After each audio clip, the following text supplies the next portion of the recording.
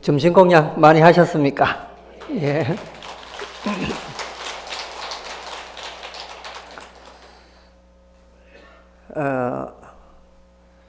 이제 아침에 간략하게 부처님께서 그 몸을 나타내신 그 열의 현상품에 대해서 그 본 뜻에 대해서 말씀을 좀 드렸습니다. 이제 오늘 오후에 진행하는 이 품은 보현삼매품이라 하는 그런 대목이 되겠습니다. 이 보현삼매품은 이 부처님의 가피력으로 보현보살이 삼매에 드는데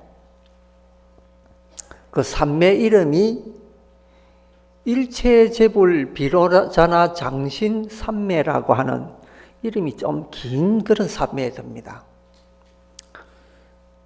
이 제목에서도 알 수가 있듯이 이제 화엄경의 이 주된 보살님이 이 보현보살님이죠. 이 보현보살님은 우리가 예불문에도 나오듯이 대행보현보살님이잖아요. 그 대행이라고 하는 것이 일체 부처님의 바람일을 행하는 그런 보살님이다. 이렇게 그걸 대표하는 보살님이다. 이제 바람일도 우리가 육바람일이 있고 우리가 제일 잘 아는 바람일에 그런 그 육도 만행을 하면서 바람일을 행하시는 그런 이제 그 행동으로 옮기시는 대표적인 그 보살님이다. 그 보살님이 삼매에 들어서 부처님 위실력으로 그것도 이제 삼매에 듭니다. 그래서 그 앞에 이제 일체재불이라고 하는 이름을 붙인 이유가 일체 모든 부처님, 과거, 현재, 미래의 모든 부처님의 그 본신이 되는 비로자나 장신삼매, 비로자나 부처님께서 이렇게 감추어진 것처럼 이렇게 가지고 계시는 그러한 삼매를 보현보살님을 통해서 나타내 보인 그런 법문이다. 이제 거기 보면은 그 이제 삼매의 이름들이 이렇게 여러 가지가 이렇게 나옵니다.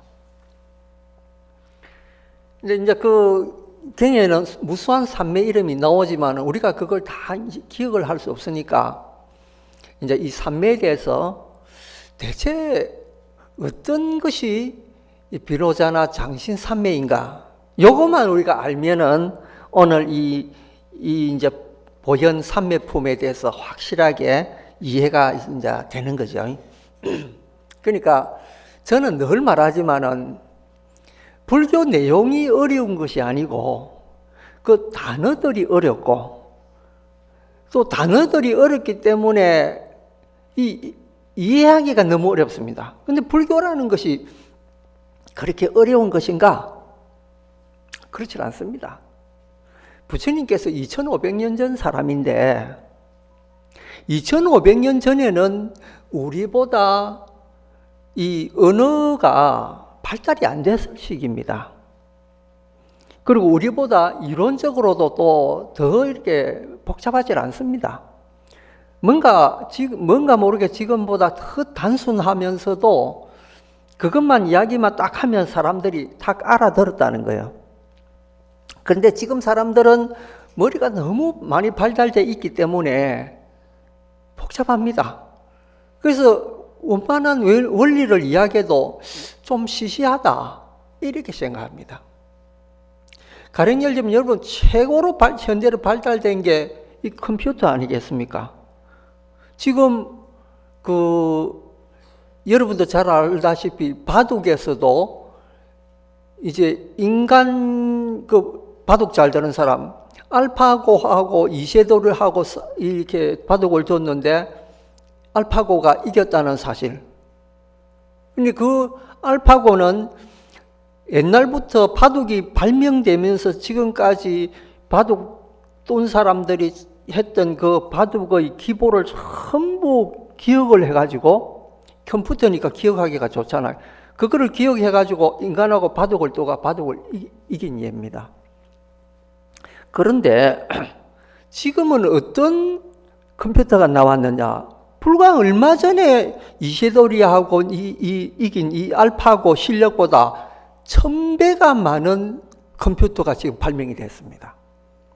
근데 이 컴퓨터는 어떤 컴퓨터냐? 이세돌이를 이긴 알파고는 지금까지 이 중국에 이 바둑이 발명된 지가 한 3000년 되지 않습니까? 이 3000년 내려오는 걸 모든 바둑 기법을 전부 다 외워가지고 바둑을 떠가 이겼지만은 지금 이 발명된 이 새로운 컴퓨터는 뭐냐? 어떻게 하느냐? 바둑에 대해서는 전혀 몰라요. 그런데 바둑을 딱 두면은 지금까지 전혀 인간이 생각하지도 못한 그런 바둑을 딱 둡니다. 그러니까 인간이 도저히 그 바둑을 이길 수가 없습니다. 지금 그 정도로 이 컴퓨터가 발달이 되어 있습니다. 그러니까 이 컴퓨터가 앞으로 인간을 지배하겠다라는 과학자들 생각은 이게 과장된 게 아닙니다. 정말로 인간의 일거수일투족을 갖다가 다 감시할 수 있는 컴퓨터가 앞으로 생길 수가 있습니다. 지금 보십시오.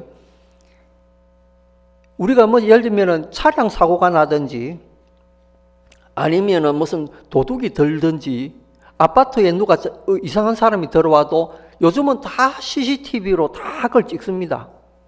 그 CCTV가 어디에 연결되어 있습니까? 경비실에 있는 이 컴퓨터하고 연결이 되어 있습니다. 거기서 전부 다 녹화를 하고 하죠. 근데 앞으로는 어떤 시대가 오느냐면요. 그 컴퓨터들을 또 지배하는 왕 컴퓨터가 또 따로 있습니다. 그 컴퓨터에서 전부 이제 기계 조작을 해가지고 슈퍼컴퓨터로 그걸 보냅니다. 그러면 슈퍼컴퓨터에서 전부 조작을 하는. 그러니까 인간의 일거수일투족을 이 슈퍼컴퓨터가 전부 다 알 수 있습니다. 그러니까 이 슈퍼컴퓨터가 생각만 하면은 인간처럼 인간을 지배할 수가 있습니다. 인간이 뭘 하든지 다 알아내거든요. 무시무시한 시대에 우리가 살고 있습니다. 그러한 시대에 살고 있으면서 우리는 그러면 앞으로 이제 어떻게 해야 되나? 이제 이게 과학자들한테 주어진 숙제가 됐습니다. 그러니까는 무슨 통제하는 방법을 만들어야 된다, 어째야 된다, 온갖 이론이 다 나옵니다. 근데 이렇게 나가면 인간이 근접할 수 없는 그런 수준까지 도달하게 되면 인간이 그 컴퓨터를 통제를 할 수가 없습니다. 그러니까 사람이 기계한테 지배받는 시대가 앞으로 온다 이거죠. 이걸 구제할 수 있는 게 뭐냐? 이거를 구제할 수 있는 인간의 정신이 뭐냐는 거죠. 이제 그 정신이 이제 결국은 이 해답은 간단합니다. 불교에서 찾아야 됩니다. 그건 불교밖에 없습니다. 왜 그런가? 그건 이제 제가 차차히 말씀드리겠습니다. 어쨌든 간에 과학이 이렇게 진보됐죠. 컴퓨터 제가 이야기했지만 컴퓨터는 그럼 결국 뭘로 움직이느냐? 딱 간단합니다. 원리가. 0하고 1, 0과 1로 전부 조작이 됩니다. 이진법으로 이제 조작이 된다는 거죠. 근데 이진법이라는 게 아주 원시적인 수학 논리 아닙니까? 0하고 1하고는 교육을 못 받은 사람도 다 압니다. 아프리카 어린애들도 압니다. 초등학교들 안 들어간 애도 0하고 1은 알거든요. 근데 컴퓨터 이 조작하는 원리가 0하고 1하고 그것만 반복해가지고 전부 이렇게 조정하거든요. 그러니까 컴퓨터 원리가 얼마나 단순한 아닙니까? 그 고도의 발달된 컴퓨터도 결국은 0하고 1하고 그거 원리로서 움직인다는 거죠. 그러니 여러분도 잘 알다시피 이 복잡한 불교 이론들, 예를 들면 천태학도 있고 또 우리가 지금 오늘 하는 이 화엄경을 다루는 화엄학도 있고 또 여러 가지 그 불교에는 학문 논리가 막 굉장합니다. 그 대단하고 방대한 논리도 결국은 부처님이 말씀하신 그 기본적인 그 원리의 그것부터 출발한 거거든요. 그리고 아무리 어려운 이론이라도 그 원리를 벗어나질 않습니다. 그러니까 컴퓨터를 이해하려면 공과 일을 이해하면 되듯이 불교 내용을 이해를 하려면 결국 공과 일만 정말해서 부처님 말씀하신 원리만 이해하면 된다는 이거죠. 그러니까 부처님께서 원래 이 말씀하셨던 이 내용들은요, 우리가 들으면 너무나 간단합니다. 그런데 옛날 사람은 그 간단한 원리만 들어도 이해를 하고 깨달았는데 지금 사람들은 왜 못 깨달았냐 이거죠. 왜 못 깨달을까요? 이유 간단합니다. 생각이 너무 많아요. 그리고 부처님 말씀은 그 간단한 법에 토를 답니다. 어떻게 답니까? 에이, 그 단순한 거 나도 알지. 그렇게 이야기합니다. 이해하는 거하고 체득하는 거하고 다릅니다. 여러분 한번 생각해 보십시오. 어떤 사람이 큰 병에 걸렸습니다. 음식도 못 삼키고 몸이 아파가 몸은 빼빼 마르고 영축을 지깁니다. 그 고통 때문에 말을 못 합니다. 그런데 여러분 손톱 밑에 가시 하나 박혀 보십시오. 저 사람 고통이 고통스럽겠습니까? 아니면 내가 더 고통스럽겠습니까? 내가 더 고통스러운 거라. 근데 그 사람이 뭐 하찮은 거예요. 그 가시 하나 박혔는데, 근데 고통은 내가 더 고통스럽거든요. 이게 인간이거든요. 다른 사람은 우리가 이해한다지만 그 이해가 어느 정도 되느냐? 이해 못 합니다. 딱 깨놓고 말해서 인간은 다른 인간을 이해할 수가 없습니다. 내가 아플 때 내 아픔이 더 크고 내 슬픔이 더 큰 거지. 딴 사람 아프고 딴 사람이 뭘 하는 걸 그거는 이해는 갑니다. 근데 내가 체득이 안 되는 거죠. 그러니까 부처님 법도 마찬가지입니다. 부처님 법의 원리는 얘가 이해합니다. 이해가지고는 깨달음이 안 와요. 체득을 해야 되는 거예요. 그 체득하는 상태가 뭐냐? 이걸 삼매라고 부릅니다. 그러니까 우리가 말로는 삼매 쓰는데 삼매가 대체 뭐지? 지금까지 그래왔잖아요. 불교에서 삼매를 얻어라 하는데 말은 삼매라고 많이 읽었는데 그 삼매라는 단어에 대한 정확한 이해가 안 가는 건 뭐가 삼매인가? 삼매라고 하는 건 바로 체득입니다. 이제 이해됐죠? 이 법문이 이렇게 간단해야 됩니다. 법문이 어려우면요, 들을 때는 와, 저 스님 대단하다는데 돌아서고 나면 뭐 말했노? 이라는 거야. 그런 것보다는 저처럼 좀 쉽게 이야기하는 스님도 있어야 되잖아요. 그래야 이렇게 누가 물어보면 삼매는 도일 스님이 그러는데 삼매는 체득이라 하더라. 그러면 그래 내 삼매 알지? 이제 여러분 알아한 거예요. 그러면은 비로자나 장신삼매라고 하면 비로자는 아까 아침에 뭐라고 했습니까? 부처님의 본래 모습이라 그랬잖아요. 부처님의 본래 모습을 가진 그런 삼매에 들어가는 거구나. 이런 이야기죠. 그러니까 이제 제목이 이해가 되고 보현보살이 무슨 삼매에 들어갔는가, 이제 부처님 본래 모습을 이해하는 그 체험을 얻었구나. 이 정도면 이제 그 삼매에 대해서 이제 확실하게 이해가 된 거예요. 그런데 여러분 한번 재밌는 게, 누가 삼매라면은 거창하게 어떤 분이 삼매에 들어가지고 어떻게 됐다더라, 그분은 삼매 한번 들면은 경지가 깊어져가지고 아침에 들어가면 저녁에 나온다더라, 여러 가지 이야기 있습니다. 근데 우리가 그 직장에서 정신없이 일하는 분들도 보면 아침에 일에 들어가가 저녁에 아주 정신없게 나오는 분들 하루가 어떻게 지나갈지 모릅니다. 특히 자기가 좋아하고 기쁜 일 같으면요, 시간 지나가는 줄 몰라요. 여러분 처음에 손자, 손녀 처음 낳았을 때 기뻐가지고 할아버지 같은 경우는 소자가 무거운데도 그 무거운 줄 모르고 계속 안고 다닙니다. 근데 만약에 좀 무거운 쇳덩거리 들고 다니면 못 들고 다닙니다. 좋아하니까. 어디서 나는지 힘이 나와가지고 들고 다닙니다. 삼매는 그런 거거든요. 체득하면요, 자기가 좋아하는 거니까 이 시간, 공간 잊어버립니다. 그냥 좋은 거예요. 좋아하니까 산매에 들죠.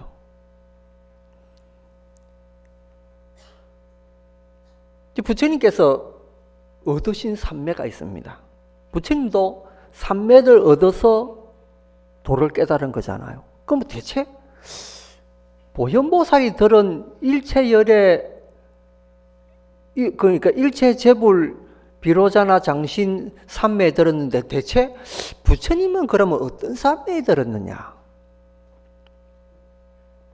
이거 궁금하죠? 이거 궁금해야 이게 불자입니다. 왜냐하면 그거를 체득하고 난 뒤에 부처님이 도를 탁 터졌으니까, 대체 그게 뭘까요? 부처님이 처음 이제 출가를 하셔가지고, 아침에 말한 대로 나란 뭔가, 도대체 왜 이 생로병사, 이 고통을 어디서 오는 거냐?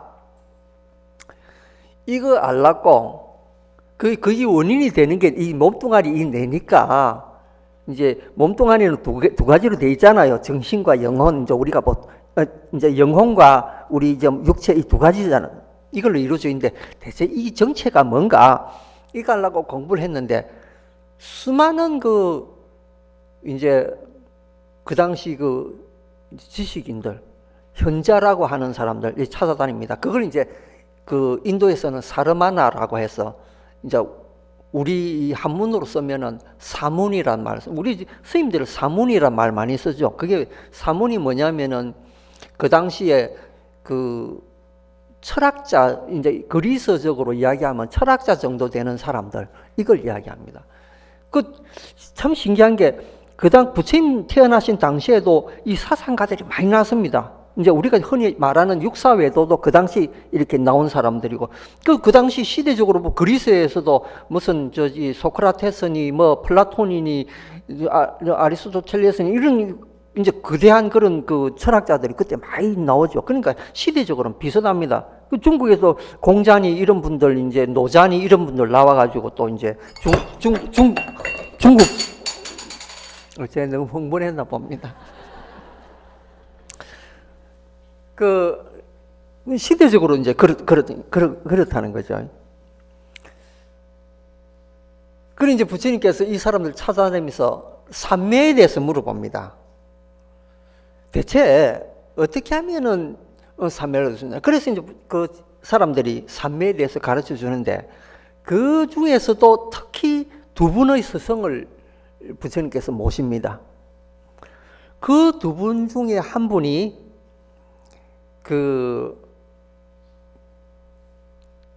우리 불교에서는 보통 이제 이 삼계라고 보통 이야기하잖아. 삼계에 보면은 욕계, 색계, 무색계인데 무색계에서 맨 마지막에 있는 천상이 있는데 그 천상을 비상비비상천이라고 부릅니다. 근데 비상비비상천 바로 밑에 무소유천이라는 게 있어요. 근데 무소유천에 해당되는 산매가 있는데 그 산매 이름이 무소유처정이라고 부릅니다. 그 무소유처정 위에 있는 산매가 하나 있는데 그 산매가 뭐냐면 비상비비상처정이라고 하는 거죠. 그러니까 요게 3계에서 가장 높은 단계의 하늘이면서 우리 산매의 이름하고 똑같습니다. 부처님이 그 두 분의 스승들한테 선정을, 산매를 이제 배우게 된 거죠. 그 당시 인도에서 인간이 도달할 수 있는 가장 높은 산매가 비상비비상처정이라고 하는 산매인데 부처님은 그까지 익히셨던 거죠. 그래서 그거를 가르쳐 주신 스승이 부처님께 이야기를 합니다. 젊은 사람이 너무나 뛰어난 지혜를 가지고 있고 드디어 놀라울 만한 인내력으로 이 산매를 터득했군요. 당신은 나와 같이 우리 제자들을 같이 이끕시다. 그러니까 부처님이 얻은 그 경지를 그 스승이 되는 그분이 자기하고 똑같은 경지라고 이제 인정을 해주는 거 이렇게 되었습니다. 그러니까 부처님께서 가만히 생각해보면 그 정에 들 때는 비상비비상처 정에 들 때는 그 정말로 완벽한 선정에 들어서 이 세상에 뭔가 바랄 것도 없고 완전하게 이 정신적으로 완벽한데, 근데 그 정에서, 그 산매에서 빠져나오면은 허무한 거예요. 그러니까 평상시에 항상 그 마음의 존재가 그 정에 들어있는 것이 아니고, 정에 들어있을 때는 완벽한데 정에만 나오면은 다시 인간의 이런 희로애락, 생로병사의 그 현실이 눈앞에 있으니까 이게 답답한 고통이라 도저히 이게 해결이 안 되는 거예요. 이것 말고 뭐가 있을 것이다. 그러니까 이제 부처님께서 이것은 내가 원하는 것이 아닙니다. 이것 말고 난 다른 걸 원하겠다. 그런데 그 스승들이 그 말하죠. 이거 외에는 없다. 지금까지 인간이 이룩한 것 중에서 이것 말고 다른 것 없다. 이게 최고의 정의다. 그 부처님이 나는 내 일이 해결이 안 됐다. 나는 아직까지 왜 생로병사가 해결이 안 됐는가? 나는 그게 아직까지 궁금하다. 그래서 나는 더 높은 것을 향해서 나는 공부해야 되겠다. 그래서 그 스승들을 버리고 부처님께서 다시 이제 그 고행에 들어갑니다. 그때 했던 고행이 부처님이 이런 표현을 씁니다. 지금까지 내가 한 이 수행법은 전에도 없었고 앞으로도 내처럼 수행하는 사람은 없을 것이다. 여러분 파키스탄에 있는 박물관에 가보면 돌로 만드는 부처님 조각이 있는데 고행상이 있습니다. 여러분 사진 보셨죠? 핏줄이 온몸에 들고 몸은 완전히 해골같이 생겼는데 그 앉아가지고 좌선하는 모습이 있습니다. 여러분 사진에 그런 걸 보셨을 겁니다. 차마 눈 뜨고 보지 못할 정도로 참혹한 모습의 부처님 고행상이 하루에 꽤 한 줌 자셨다는 거예요. 6년 동안 그래 자셨어요. 그러니까는 위가 평생 부처님 그 위장병에 고생하셨다는 게 그때 고행해서 그러는데 그거 뭐 자시고 평생 이렇게 6년 동안 견디신 거죠. 지금도 여러분 인도 가면요 고행을 어떻게 하면요 팔을 한 팔만 들고 고행하는 사람이 있습니다. 그래가지고 이거는 저기 옛날에 그 무슨 다큐에 나왔던 건데 팔을 들고 고행한 사람한테 몇 년째 들고 있느냐 물으니까 36년째 들고 있다는 거예요. 여러분 한 팔 들고 36년째 들고 있다고 생각해 보십시오. 그거 대단한 거 아니겠습니까? 그리고 어떤 고행자는 땅을 파가지고 자기 몸을 그 안에 넣어가지고 몸만 딱 내놓고 있습니다. 몇 년 있어요? 8년 있었다. 그런 고행자들이 인도에 있습니다. 그리고 인도의 자이나교 사람들은 우리 스님들처럼 머리 깎습니다. 근데 머리를 깎는 게, 머리 이제 삭발하죠. 삭발 어떻게 하는 줄 아십니까? 머리털을 뽑습니다. 보름 만에 한 번씩. 수염도 뽑고요. 거기 우리 비구니에 해당되는 여성 수행자도 있는데 그 여성 수행자도 머리카락을 뽑습니다. 근데 보름에 한 번씩 여러분 머리카락을 이렇게 뽑으려 해보십시오. 그런데 머리카락을 뽑을 때 아프다고 인상 찌그리잖아요. 일주일 뒤가 굶습니다. 한번 인상 찌그리면은. 그러니까 이거를 뽑아도 그냥 무심하게 있어야 됩니다.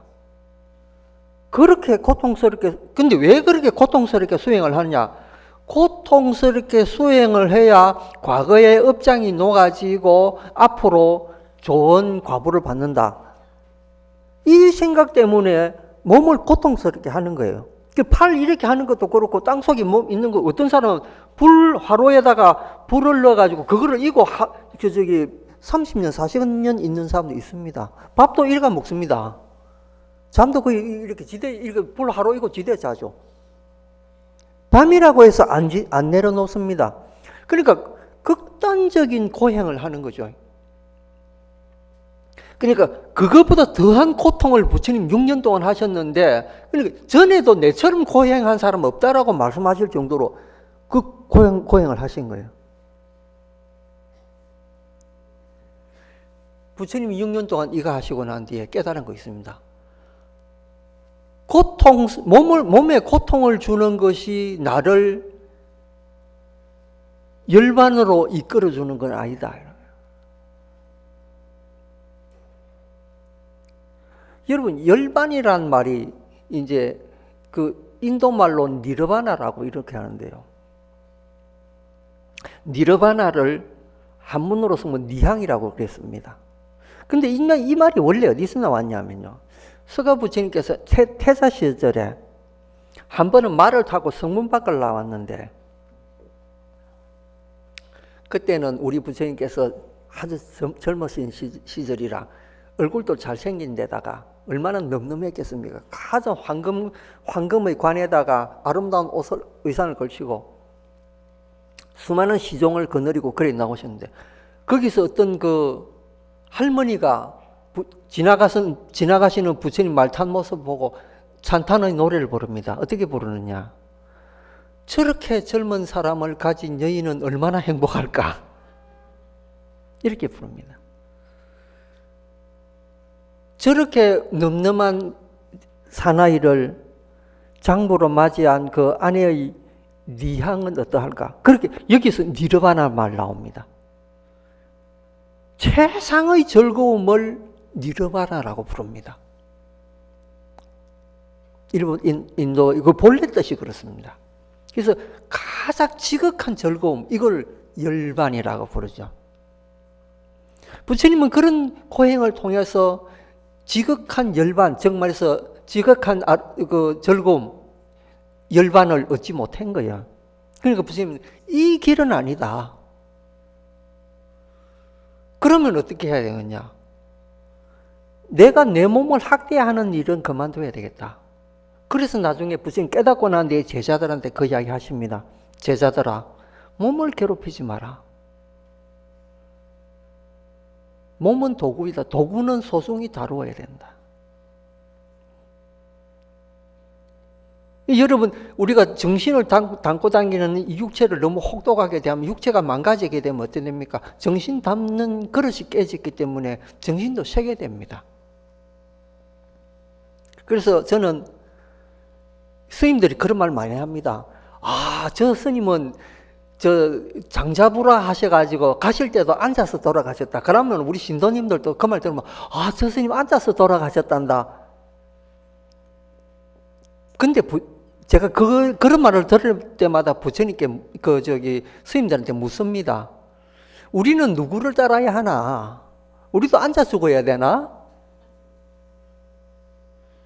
우리는 부처님 제자잖아요. 우리는 부처님의 행동을 본받고 부처님 말씀을 본받고 부처님의 정신을 본받는 사람들 아닙니까? 그래서 불자라고 부르잖아요. 부처님은 누워서 돌아가셨죠. 열반에 드셨죠. 편안하게 드셨습니다. 그러면 우리도 앉아서 죽는 것보다는 죽어서 죽는 게 누워서 죽는 게 더 낫다는 거예요. 부처님처럼 하자는 거예요. 특이한 모습 보일 필요도 없습니다. 그래서 저는 장자부라 하는 분들 그거 하는 건 아니지만은 부처님 하신 대로 적절하게 수면을 취하고 적절하게 몸을 이렇게 이완을 시키고 너무 고행하지도 말고 너무 나태하지도 말고 중간으로, 그게 중도라고 하는 거예요. 그때 부처님 말씀하신 중도가 바로 육체를 너무 괴롭히지 말고 너무 편하게도 하지 말라. 몸을 건면하게 하라. 그러니까 잠을 안 자고 오래 견딘다는 것은 몸을 학대하는 거거든요. 올바른 길은 사실 아닙니다. 이제 그렇게 몸이 단련된 분은 그렇게 할 수도 있지만은 우리 분부들은 그렇게 따라 하는 것보다는 그냥 부처님이 말씀하신 대로만 따라하면 더 좋을 것 같습니다. 근데 육체적인 면은 그렇지만은 정신적인 면이야. 아까 말했죠. 부처님께서 도달하신 게 인간이 도달할 수 있는 가장 높은 경지인 비상비비상처 전까지 가셨는데 그거를 결국 버리셨다는 거예요. 이건 아니다. 그건 뭐냐? 행주자와 어묵동정 어느 곳이나 어느 시간이나 어느 공간에서나 똑같은 마음을 유지할 수 있는 그런 게 뭔가 있을 것이다. 거기서 나한테 주는 안락이 있을 것이다. 그런 니르바나가 있을 것이다. 열반이 있을 것이다. 그게 뭐냐는 거죠. 그래서 경전에 이래 나옵니다. 부처님께서 선정에 들어가시고 제4선천에 들어서 깨쳤다 이런 말이 나옵니다. 그 제4선천은 욕계, 색계, 색계에서 가장 높은 경지를 말하죠. 무색계까지도 안 갑니다. 그게 뭐냐면은 욕계, 색계, 무색계 3계 중에서 중간에 와가 중간에 제일 위 단계에서 딱 깨쳤다는 거거든요. 그 경전에 틀림없이 나와 있습니다. 그리고 부처님께서 이 오온에 대한 공성에 대한 이해를 하시면서 거기에 완전히 이제 이 생로병사가 해결이 되고 터졌다는 거예요. 생로병사의 본질이 뭐다는 걸 아셨다는 거예요. 그래서 정신면으로도 정도가 중요하다는 거. 그러니까 정신적으로도 제일 아래 단계의 선을 닦지 말고 제일 높은 단계의 선을 닦지 말고 중간 단계의 선을 닦자. 그게 사선천이거든요. 그래서 육체적으로도 중도가 있고 정신적으로도 중도가 있고 이 중도가 있다는 거예요. 이걸 우리가 이해해야 됩니다. 중도를 제대로 이해했을 때 이제 삼매가 이해가 되죠. 삼매란 아까 제가 뭐라 했습니까? 체험이라고 했거든요. 체험된 것. 체험된 것은 언제든지 이 생각이 가능합니다. 아, 내가 그때 그 체험에 들어가지 잘 압니다. 그에 대해서. 그러나 자기가 체득하지 경험되지 않은 것은 그냥 머리로만 이해하려고 하면 잘 안 됩니다. 우리 이해는 할 수 있죠. 그러나 체험한 사람보다 더 강렬하지는 않습니다. 그래서 중도의 그 체험이 중요하다는 거죠. 우리는 이제 그 길로 걸어가야 됩니다. 그러면은 이 중도의 이 삼매를 이제 어떻게 닦아야 되냐? 비로자나 불에 대한 그 본신에 대한 이야기는 아까 했습니다. 우리의 몸을 잘 관찰해서 이 몸이 오온으로 된 것이고 이 오온이라는 게 본래 이 공한 것이다. 이 공한 것을 이해하려면 뭘 겁니까? 도일체고액, 일체 모든 고통에서 벗어나게 된다. 이런 말이거든요. 그러니까 오온을 이해하게 되면 고통에서 벗어난다는 말을 부처님 하시는. 그러니까 부처님 원래 출가 목적이 고통에서 벗어나는 거잖아요. 생로병사를 봤는데 이 고통 어디서 왔냐? 그건 내한테 왔는데 이 고통 벗어나려면 어떻게 하냐? 뇌에 대한 이해 확실하고 체득하면 된다는 거죠. 그러면은 고통에서 벗어나게 된다. 답이 딱 나와 있으면 반나절 첫머리부터 해답 주고 있습니다. 그런데 그거를 우리는 어떻게 생각하냐? 아, 너무 쉽구나. 너무 간단하구나. 이렇게 생각하는 거예요.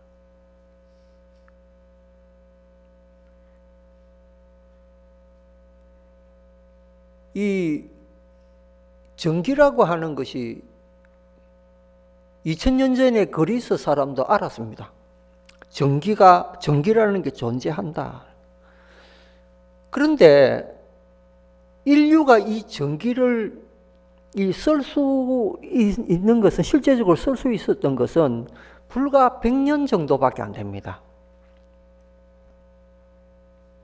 100여 년 전에 에디슨이 백일 전구를 발명하면서 비로소 이 전기는 우리한테 오게 된 거예요. 그런데 이게 이제 전기가 한번 이렇게 이제 우리 생활에 쓰이기 시작하고 난 뒤에부터 획기적으로 인류는 발전에 발전을 거듭합니다. 그래서 이 발전이 어디까지 왔느냐? 이제 저 화성에다가 유인 우주선을 쏘아 올리는 이런 경지까지 와가 있습니다. 과학적으로. 그 다음 여러분들이 잘 아는 이 휴대폰. 이 휴대폰은 이걸로 지금 온갖 것 다 하고 있습니다. 여러분 요즘 20세대는 젊은이들한테 이 다이얼로 돌리는 전화기 이거 이야기하면은 그거 아주 오래된 옛날 물건 아니야 이렇게 합니다. 이러면 불과 한 20년 전까지는 그거 썼잖아요. 그거 말고 더 오래된 거는 이렇게 돌려가지고 교환 이렇게 바꿔주는 거 있잖아요. 그거 애들한테 물어보면은 그거 언제 찍냐 이거 이러는 그런 전화기도 있나 이렇게 이야기합니다. 엄청나게 짧은 시간에 과학이 발달되어 버렸습니다. 이걸로 못하는 게 없잖아요. 지금 지구 인구가 60억인데 60억에서 한 20억 정도는 이 휴대폰 다 가지고 있습니다. 그런데 신기하게 20억의 인구가 내가 이거 번호만 그 사람한테 딱 맞추면 그 사람한테 직통으로 바로 갑니다. 참 신기하죠? 여러분, 대한민국 인구가 5천만 명인데 5천만 명이 다는 물론 이거 안 가지고 있습니다만 가지고 있는 사람한테 딱 번호를 누르면은 조금 더 틀리지 않고 그 사람한테 내가 거는 순간에 바로 그 사람을 가버립니다. 이런 과학이 어디 있습니까? 이건 대단한 거거든요. 100년 전에는 상상도 못했던 일이고 30년 전만 해도 여러분 이거 상상할 수 있었습니까? 상상 못 했습니다. 눈 깜짝할 새에 이렇게 발달돼 버린 거예요. 여러분 옛날에 여로 같은 거 할 때 흑백 텔레비 보고 좋아했다 아닙니까? 근데 요새 텔레비 보십시오. 물건이 티날 것 같습니다. 얼마나 선명한지 컬러가. 상상 못할 일이죠. 이 인간의 생각이라는 게 이게 대단한 거거든요. 그런데 이렇게 수많은 우리가 놀랄만한 과학의 발전도 가만히 생각해 보면은 전기라고 하는 아주 단순한 것에서부터 시작되는 거예요. 만약에 여러분 여기 배터리 없어 보십시오. 무용지물입니다. 아무리 컴퓨터가 좋다 해도 전기 끊어지면 그 소용없습니다. 여러분 아파트에 냉난방 잘 돼가 있죠? 화장실 물 잘 나오죠? 전기 딱 끊어버리면 어때요? 그 순간부터 지옥입니다, 거기가. 물 안 내려갑니다. 그거 다 무슨 원리입니까? 전기 때문에 나오는 거거든요. 물 나오는 것도 전기 때문에 나오는 거예요. 그러니까 전기라는 게 대단한 거예요. 그러니까 전기를, 안에 파들어가 보면은 그 에디슨이 발견한 양극과 음극 이용해가지고 불 나오게 하는 이 가장 기본적인 원리거든. 불교도 마찬가지입니다. 엄청나게 많은 논리가 있지만 단순한 논리, 연기법 하나 때문에 엄청난 이론이 퍼지게 된 거예요. 그래 부처님이 그 연기법을 말씀하시면서 불교가 이렇게 발전된 거예요. 그러니까 우리가 연기법을 제대로 이해하기만 하면은 제가 아까 불교의 원리라고 말씀드렸는데 그 원리가 뭐냐? 바로 이 연기법이라는 거예요. 따라서 연기법만 제대로 이해하면 어찌 되느냐? 본질을 이해하기 때문에 불교를 알아버린 거예요. 불교를 암으로 해서 비로자나 부처님의 본래 모습, 우리가 본래 부처의 모습이라고 하는 비로자나 부처님을 알게 된다는 거죠. 그 삼매가 바로 지금 보현보살이 들어있는 이 보현삼매라는 거예요. 그러니까 이게 생각해 보면은 그렇게 많은 어렵고 복잡한 그 이론들, 그 다음 이제 앞으로 우리가 법문을 쭉 듣겠지만은 이 환경에 나오는 십지보살의 그 경지들, 그게 대체 어디서 다 기인되는 것인가? 거기 출발점이 어딘가? 연기법에서 나온 거예요. 연기를 이해하는 사람은 바로 그걸 제대로 이해할 수 있다. 그러니까 이 법이 정말로 큰 법이 아닐 수가 없다. 그러니까 제가 아침에도 법을 보는 자가 곧 나를 본다 이랬잖아요. 그 법의 핵심이 뭐냐? 바로 연기법이다. 제가 이 법은, 이 이야기는 거듭거듭 강조하는 그런 대목인데요. 여러분들이 부처님 제자가 돼가지고 절에 와서 예배를 하면서 부처님이시여, 부처님 법을 제대로 알게 해주십시오. 부처님 뜻이 뭔가 제대로 알게 해주십시오. 원의 열의 진실의 부처님 뜻을 제대로, 그 뜻이 뭐냐? 그 뜻이 바로 이 연기를 제대로 아는 거다. 그거 하나 알면요, 여러분 기도가 다 된 겁니다. 왜? 부처님은 요거 이야기해 주시려고 이렇게 중생들한테 49년 말씀하신 거거든요. 그런데 그거를 의심 없이 받아들인 스님들은 도를 다 깨달았습니다. 그러니까 부처님 우리가 예불문에 1200제대 아란이 나오잖아요. 1200제대 아란, 1200명이 되는 스님들이 동시에 부처님 법문 한 번 듣고 다 깨달은 거예요. 뭘 들었느냐? 연기법 듣고 깨달은 거예요. 그래서 연기법이 중요하다는 거죠. 그러니까 그 외에 여러 이 역사적으로 고성들의 그 법문하신 내용을 쭉 들어보면은 전부 이 양념은 쳤지만은 그 속에 있는 본래의 맛은 뭐냐? 그게 연기법이에요. 선사 스님들이 말하는 선도리도 이렇게 연기의 도리로 보면은 그 말이 다 맞아 떨어지는 거예요. 그러니까 이 모든 것이 연기가 중심이 되어 있고 부처님은 이 법만 오직 말씀하셨다는 거죠.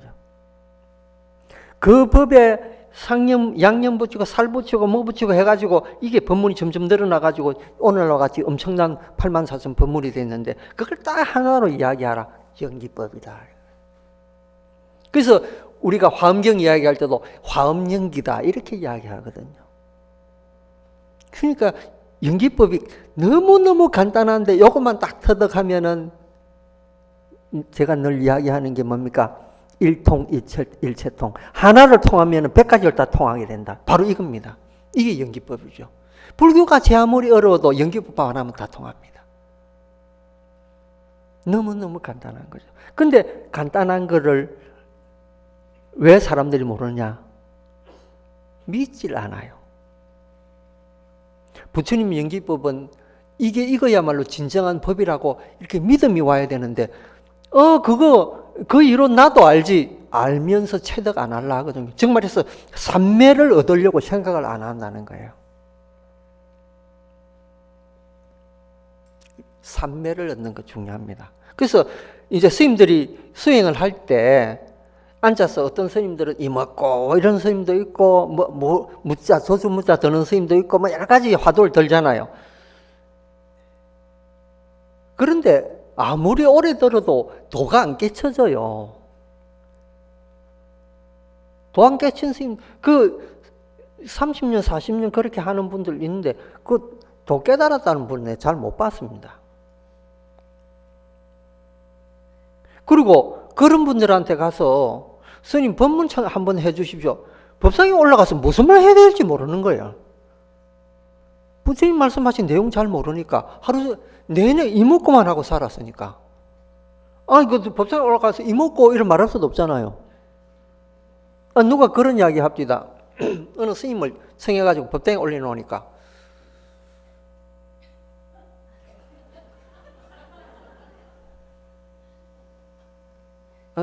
내려가 붙는 거예요. 그래, 그 다음날 와가지고, 스님, 이번에는 한 말씀만 해 주십시오. 그러니까, 알겠다. 올라가. 봄날이라 밖에서 새가 우는 거라.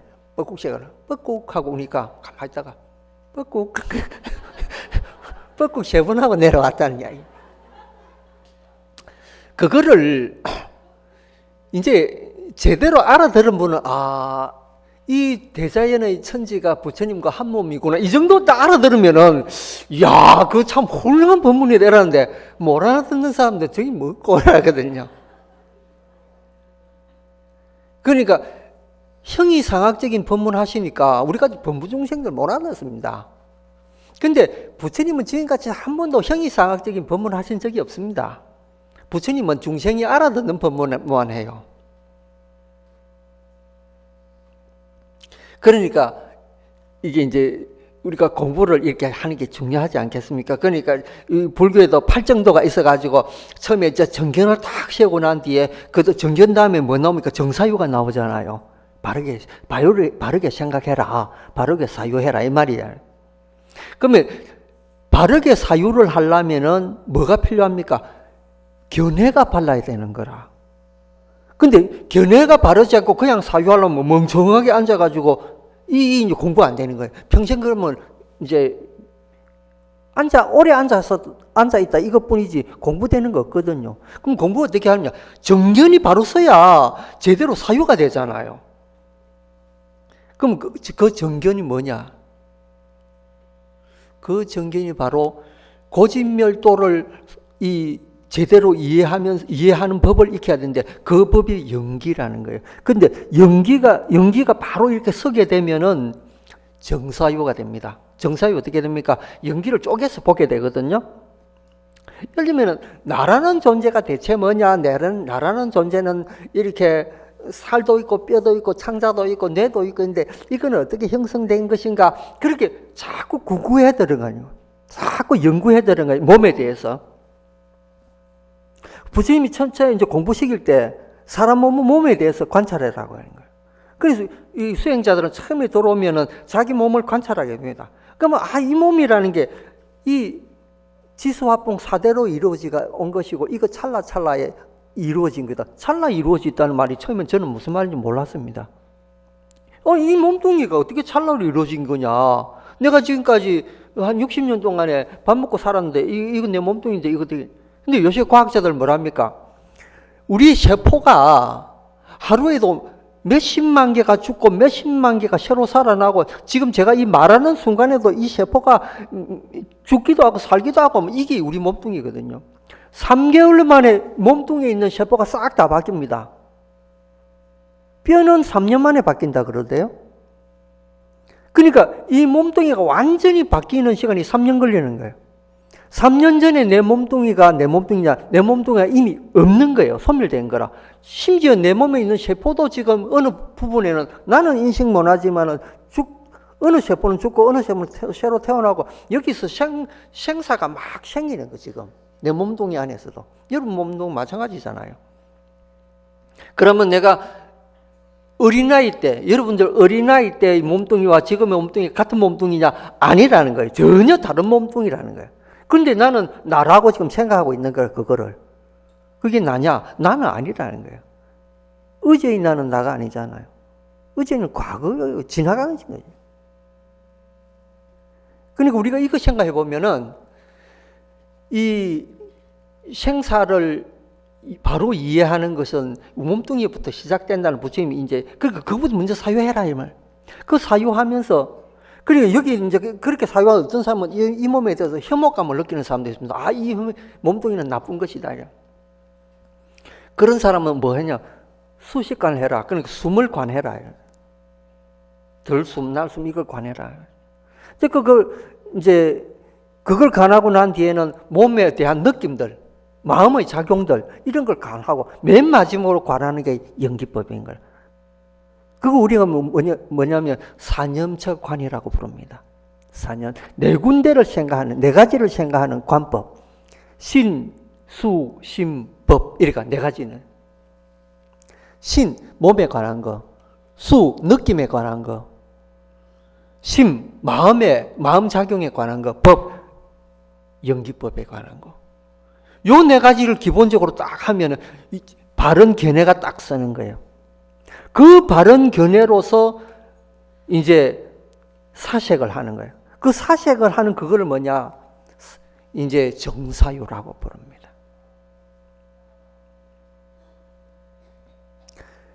그렇게 할 때 말은 바른 이 말이 나오고 업은 그러니까 우리가 짓는 행위는 바른 행위가 나오고 그래서 팔정도가 쫙 펼쳐지죠. 그러니까 처음에 하나를 제대로 딱 잡아야 팔정도가 제대로 정도로 나가는 거지. 처음이 잘못됐는데 무슨 공부가 되느냐? 절대 안 됩니다. 그러니까 우리가 이게 부처님 기본을 공부를 제대로 얼마나 잘했느냐? 여기에서 이제 관건이 있는 거예요. 그리고 여러분 절에 다니시면 다도 오래되셨지만 어떻게 하는가 이 스님한테 들어보니까 이 말하고 저 스님한테 들어보니 저 말하는데 우리는 누구 말씀 드렸냐? 부처님 말씀 드려야 된다는 거예요. 부처님이 이렇게 딱 말씀하시죠. 모든 고통을 없애려면 어떻게 되느냐? 자, 일체의 고통을 없애는 그 주가 하나 있다. 반야신기도 그런 말 나오죠. 능제일체고. 그죠? 자, 그 다음에 나오는 말이 그 뒤에 즉설주할 아제아제 바라아제 바라성아제 모지사바. 아제아제 바라아제 바라성아제 모지사바가 뭡니까? 가세 저 언덕에 어서 가세 이 말이잖아요. 보디스바 지혜로서 건너가자 이 말이에요. 근데 거기 나오는 지혜가 뭡니까? 팔정도 완성 아닙니까? 팔정도 완성이 되면 지혜가 생기고 그 지혜로 인해서 고통이 없어진다. 그 지혜의 빛으로 고통을 바로 바라보게 된다. 반조하게 된다 이 말이에요.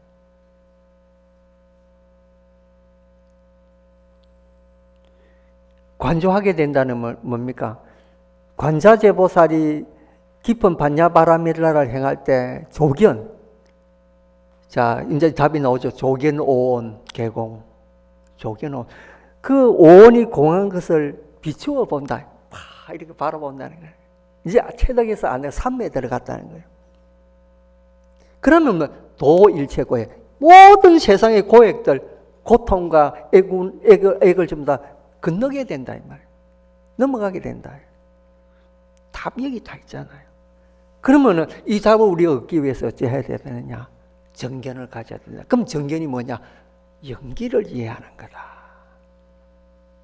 그게 바로 보현삼매다. 해답됐죠?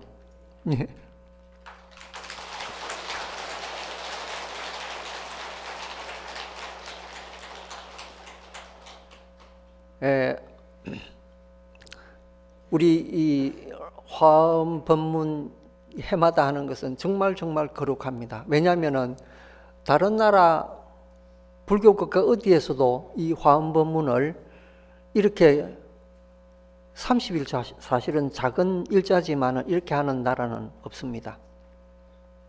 특히나 우리 부처님 모시고 사리 모시고 있는 통도사에서 이러한 그 법문을 이렇게 듣는다는 것은 우리 불자님들이 과거 전생에 정말로 무한한 복덕을 지은 그 과보라고 생각을 합니다. 금년 이제 얼마 안 남았지만은 여러분들 이 법문을 들은 인연功德으로 가정에 행복하시고 여러분들도 또 바라시는 바 모두 성취하시기 바라겠습니다. 감사합니다.